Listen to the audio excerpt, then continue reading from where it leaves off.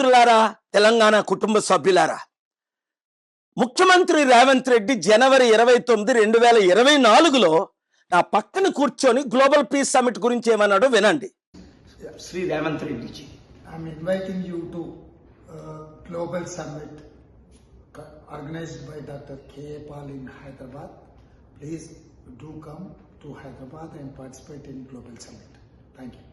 విన్నారు కదా, చూశారు కదా.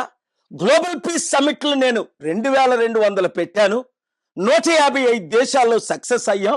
ఆ కాలంలోనే అమెరికన్ ప్రెసిడెంట్లైన బిల్ క్లింటన్, జార్జ్ బుష్ని హైదరాబాద్ పంపించాను.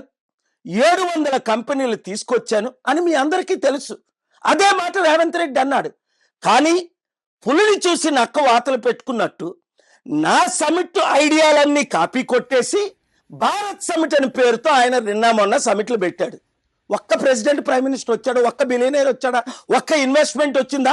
100 కోట్లు వేస్ట్ చేసి రాహుల్ గాంధీని పిలిపించుకున్నారు. ఒక బౌన్సర్ లాగా ఆయన చుట్టూ తిరిగాడు, కానీ ఎయిర్పోర్ట్లో ఒక ముఖ్యమంత్రిలా బిహేవ్ చేశాడా? అదే నేను 1 కోటి రూపాయలు కూడా ఖర్చు పెట్టుకుంటా 2024 నవంబర్ 23 లాస్ ఏంజలస్ లో పెట్టిన సమిట్కి 198 మంది లీడర్స్ వచ్చారు. రండి, వీళ్ళు మనల్ని మోసం చేస్తారా కానీ మన మాట వినరు. కనుక మార్పు రావాలి, ఆ మార్పు మనమే తేవాలి.